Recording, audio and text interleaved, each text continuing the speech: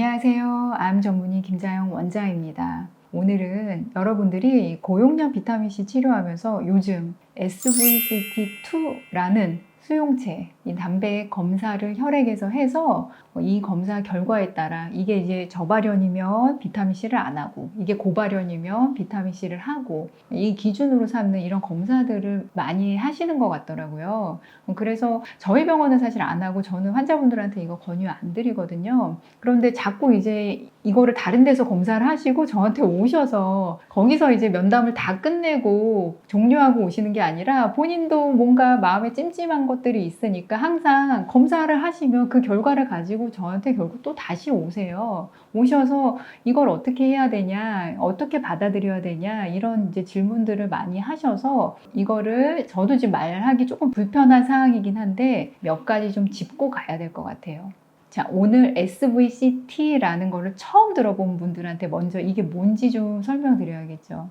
우리가 지금 비타민C 치료 이제 할 때요, 고용량 비타민C를 이제 주사로 맞잖아요. 이 고용량 비타민C는 환원형이에요. 이 환원형 비타민C가 우리 몸에 들어오면 세포들이 이거를 이제 흡수를 하겠죠. 워낙 혈액에 이제 농도가 많으니까 흡수를 안 할 수가 없어요.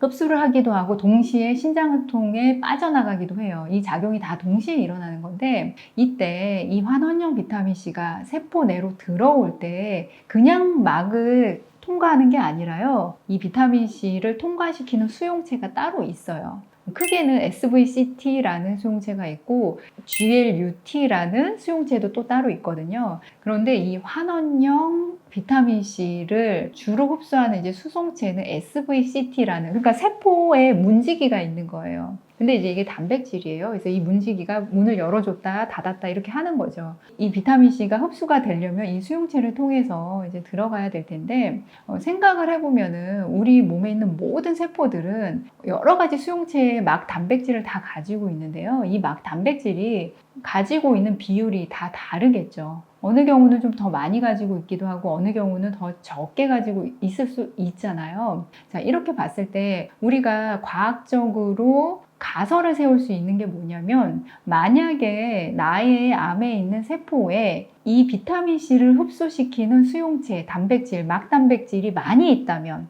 이 SVCT 수용체가 많이 있다면 비타민C를 더 많이 흡수할 테니까 이 고용량 비타민C의 효과가 클 것이다 라는 가설을 우리가 합리적으로 과학적으로 세울 수가 있잖아요. 이런 가설을 세우고 유방암을 만들어 놓은 쥐에다가 이 실험을 한 거예요. 그래서 SVCT2가 고발현된 쥐가 있을 거고 SVCT2가 암세포에 저발현된 세포가 있을 때 고용량 비타민C를 투여했더니 SVCT2가 고발현된 쥐에서 이 비타민C 고용량 요법이 잘 들었던 거예요. 항암요법이. 이거를 논문으로 낸 분이 누구시냐면은 이왕재 교수님이에요. 이 비타민C로 유명한. 2012년도인가 그때 내셨던 것 같아요. 합리적인 가설이었고 그 가설을 쥐 실험을 통해서 증명한 거죠. 이 논문에는 문제가 없어요. 자, 그런데 지금 이제 현재 여러분들이 하고 있는 이 SVCT 검사라는 게 혈액에 있는 SVCT 단백 양을 지금 조사해서 그걸 가지고 내가 가진 암세포가 SVCT2를 얼마나 가지고 있을 거냐, 그걸 비례로 계산을 할 수는 지금 없는 거예요. 무슨 말인지 이해들이 되셨나요? 만약 어떤 분이 너무 안 좋은 케이스지만 폐암도 있고 간암도 있다고 했을 때요, 간에 있는 암세포와 폐에 있는 암세포조차도 이 SVCT를 가지고 있는 비율이 다를 거예요. 그래서 내가 진짜로 이 SVCT라는 수용체를 얼마를 가지고 있나를 정확히 안다는 거는 그 암 조직을 떼어낸 그 슬라이드 병리 조직을 갖다가 검사를 했을 때 가능한 거지, 혈액에 있는 그 양을 비례해서 내가 가진 암세포에도 이 수치를 이만큼 가질 거다라고 연관 지을 수가 없다는 거예요.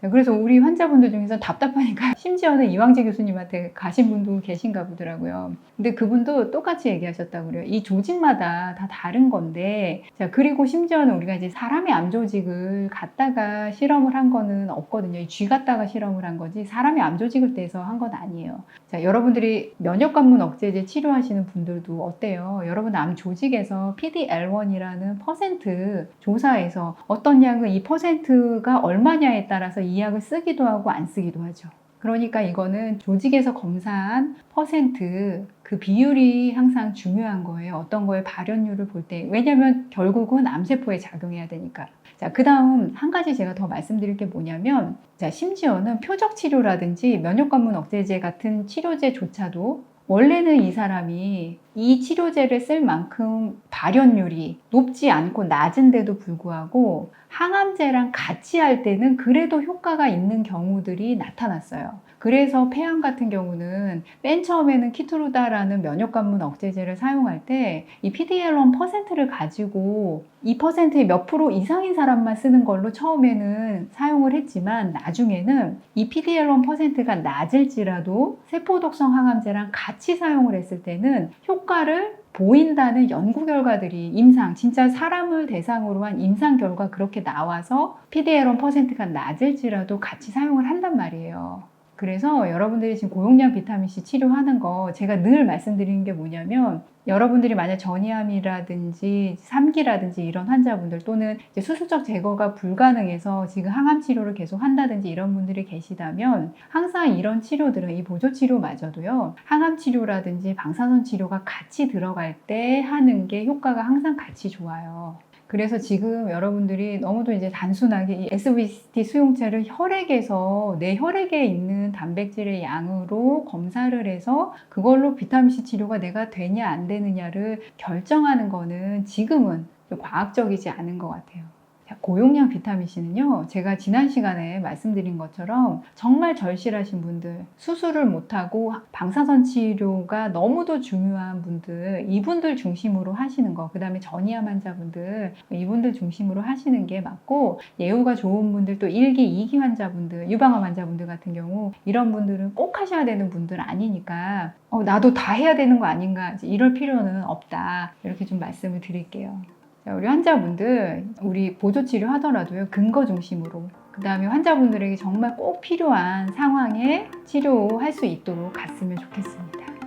우리 제대로 알고 암치료 꼭 성공합시다. 암 치유할 수 있습니다. 화이팅!